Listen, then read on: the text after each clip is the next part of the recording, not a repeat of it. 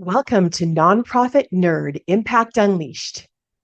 Get ready to dive into the world of nonprofit leadership and sustainability, where the passion and unstoppable dedication of those making a real impact are celebrated. With your host, Jarrett Ransom, get ready to explore inspiring stories and game changing strategies of nonprofit leaders from across the sector. In this season, we're focusing on critical management challenges that are key to the long-term success of nonprofit organizations. Nonprofit Nerd Impact Unleashed is your go-to podcast for no-nonsense, in-depth conversations with the real-life superheroes of the nonprofit sector. Get ready to unleash your inner nerdiness and learn how to navigate and overcome the challenges that help build stronger, more sustainable organizations. Now, let's dive in and harness the collective power of our nonprofit networks to create lasting change. Hey, and welcome back, my nonprofit nerd friends. Today, I'm thrilled to be joined by Dr. Melanie Gray from Milwaukee, a city that has a high number of nonprofits and a strong culture of charitable giving. Dr. Melanie brings over 20 years of experience in acute care and leadership, and she is deeply connected to the nonprofit sector through her board work, including with Girl Scouts of Southeastern Wisconsin. And yes, she does share which cookies are her favorite. In this episode, we explore trauma-informed leadership, strategies for managing compassion fatigue, and reshaping workplace culture for today's generations. Dr. Melanie shares actionable insights on leading with empathy, supporting staff well-being, and balancing professional responsibilities with personal life. I also want to give a special thank you to Bloomerang for sponsoring this season and making these important conversations possible. Whether you're a nonprofit leader, board member, or passionate about mission-driven work, this episode is packed with insights to help you strengthen your leadership and amplify your impact. Well, hello and welcome back. I am so excited to share with you today's guest, Dr. Melanie Gray. Dr. Melanie, thank you. I'm so thrilled to have you join us in the conversation. Well, thank you so much. I am the one who is honored to share and make a contribution to this awesome audience. Well, thank you. And for that, I think that's the perfect place to start.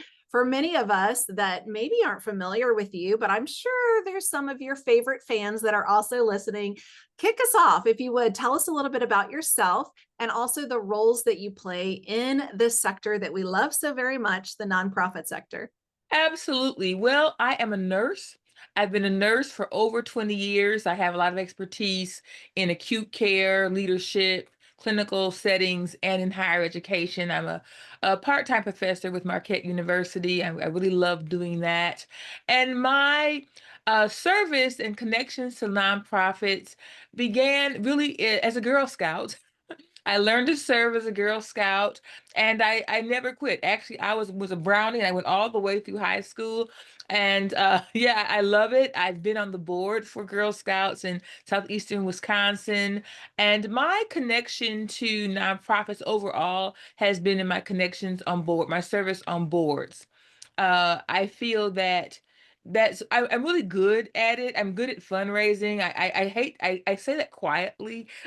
I shouldn't say Now that it's too. public. Now it's Everyone knows. public. But I feel that it's important to connect and to serve not only as a nurse, but you're a nurse all the time, but just in the sphere of life that we live, we must give back. Yeah, absolutely. Okay, what's your favorite Girl Scout cookie?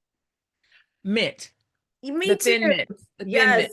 absolutely. Okay, that was off script, but I had No, to. that's okay because it's the oldies but goodies, the thin mints and the peanut butter sandwich. I mean, it doesn't get better than that. That's right. So your background and the nursing, and I love that you have this, I'm going to say like, I don't know, just the fabric in your DNA to give back, to be of service. I do Mhm. very much as well. But you do a lot of work in this trauma-informed leadership. And I'm curious if you can share with us about that. Maybe explain what trauma-informed leadership looks like in practice and really why it's essential for nonprofit leaders. Oh, absolutely. Because, well, trauma-informed leadership is really leading with empathy and understanding and kindness. So often when we are serving as leaders, we have the posture that the people that we are working with to do this great work are untroubled, are not able to be triggered, do not have a history or a past. And that is so not true. Prior to the pandemic, it was estimated that that over 60% of all Americans had had at least one adverse childhood experience, some type of trauma in their childhood, their community, their family, abuse, family secrets, all kinds of things. And the pandemic just exacerbated that. Now people are saying there's data that says adults over 18 have four or more of these adverse childhood experiences.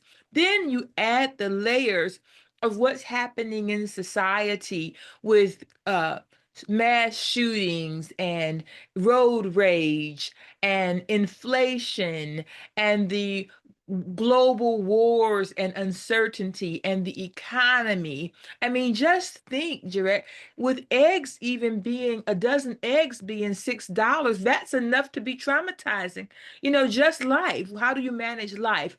And so leaders have to really need to understand that their team is likely going through some of the same challenges that the people that we want to serve. And so it is so important to lead with empathy and caring and treat those that are on our team with the same sensitivity that we have, or more, as those that we serve. And so, uh, adding to that, research has shown that the impact of historical and multi-generational traumas are passed on.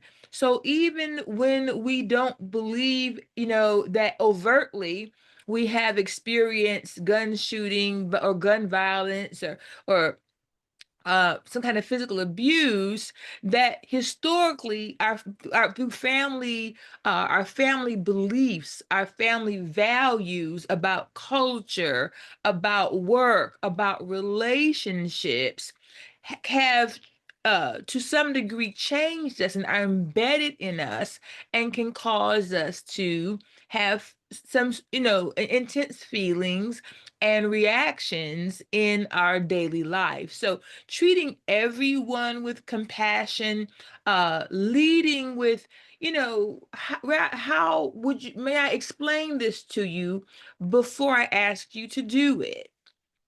Rather than I told you so, and this is what you need to do, being softer and more kinder in our words. Imagine if we approached every person this way, right? Including ourselves. Yes. If I can say that as well. I've worked with ACEs consortium here in Arizona. I've been through an ACEs program myself. I know my own ACEs number, right? I've done some trauma informed therapy, like really diving into that. And I'm curious if there's practical steps, anything you can share with us as our listeners, they're listening to this, our leaders are faced with this, but any practical steps that leaders can take maybe to create their own emotional safety, but also the supportive environments for their staff and their volunteers, because as you mentioned, it is so very needed. Well, I think leaders first can look at themselves, have to look at themselves. We have to look in. And very often, leaders have triggers, and given the environment that we're in, the fundraising, the economic pressures, we have to be aware of how we're showing up and how we're wearing those stressors, and sometimes just being authentic and saying, hey team, I'm in a rough space right now, these deadlines are coming up, show me some grace. We do not always have to wear the superhero bag, super S, as if we're impenetrable. I think we have to be human. I think that using basic services when we have, if they're available, like the employee assistance programs, we maybe need, as leaders, need to use that so that we can encourage to help ourselves and to encourage our team members to do it. Nationally, did you know that less than 7% of the employees that have access to employee assistance programs actually use it? I didn't. It's Less than very low. 7%. Yes, it's very low. It's very, very low. Wow. And so where leaders can leverage that usage to help support their teams. But first of all, knowing their triggers, being authentic and saying, hey, give me a break. This is going on. And if I seem a little tense, then one, call me on it in a gentle way. Please be kind to me too. Right. Say, hey, but also understand what what is impacting my my emotions right now. Or just saying, I'm taking care of my mom. My mom has Alzheimer's, and I have to put in 20 more hours with her that I didn't know I had to do. We just have to be honest. Be honest, be real, be aware, use the help that is available to us. And if needed, if your nonprofit does not offer EAP, where can you develop relationships in your community to provide that support to your teams?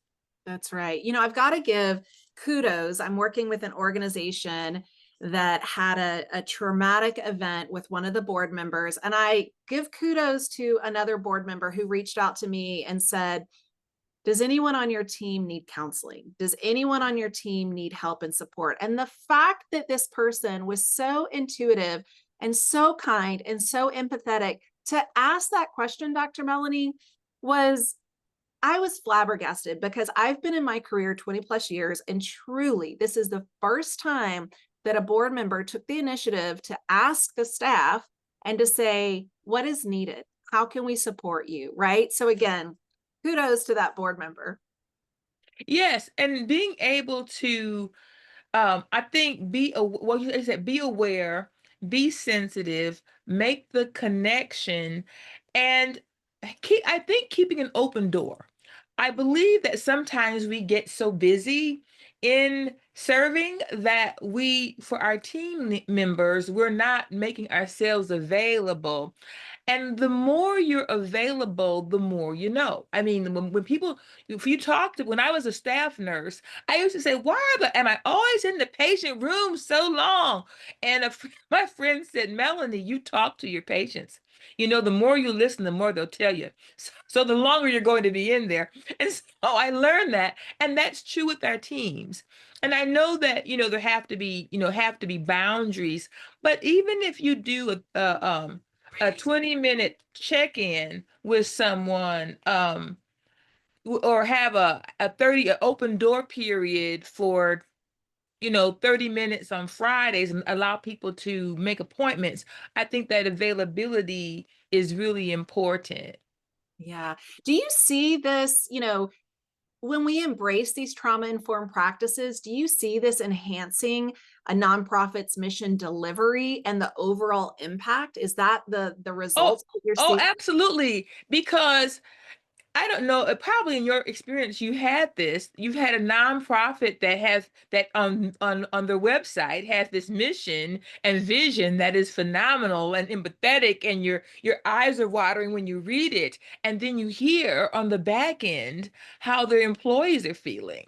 And Yes. there's a really big disconnect between the mission and how the team members are being treated within the organization.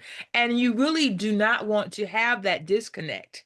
No. Right. And so I think that when people feel cared for and valued, they serve better. Like in anything, we do better, right? We stay engaged, we stay connected. And engagement is really important for our nonprofits, right? Because for every organization, the cost of retraining is high. It is very high. Yeah, absolutely.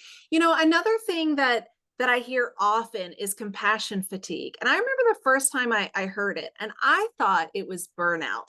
It's different, right? But I'm curious if you have advice for leaders that are managing maybe their own compassion fatigue or their team's compassion fatigue. Like, how do we maintain our emotional wellness while also supporting others. And you mentioned, and you hit the nail on the head, Dr. Melanie, is we are serving individuals in our community that are at higher risk, and often at higher risk, I should say, not always, but and then we ourselves are going through our own life's challenges. I similar to you, I'm in the sandwich generation. So I'm raising a teenager and I'm in that stage, but I'm also parenting my parents and making end of life decisions.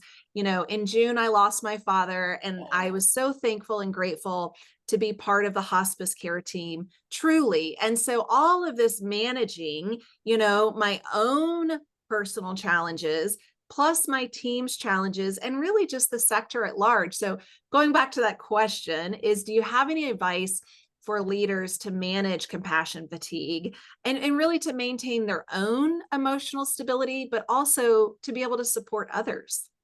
Yes. Well, first of all, I think manage your calendar for you. You have to make an appointment on your calendar.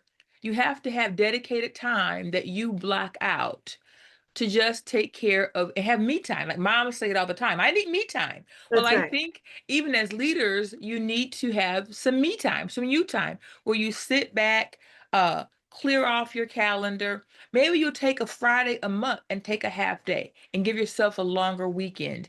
Maybe you'll have no meetings on Fridays, not only for yourself, but for your team, so that everyone can catch up on email and go into the weekend without a barrage of feeling like I haven't finished everything. There's no closure to my day.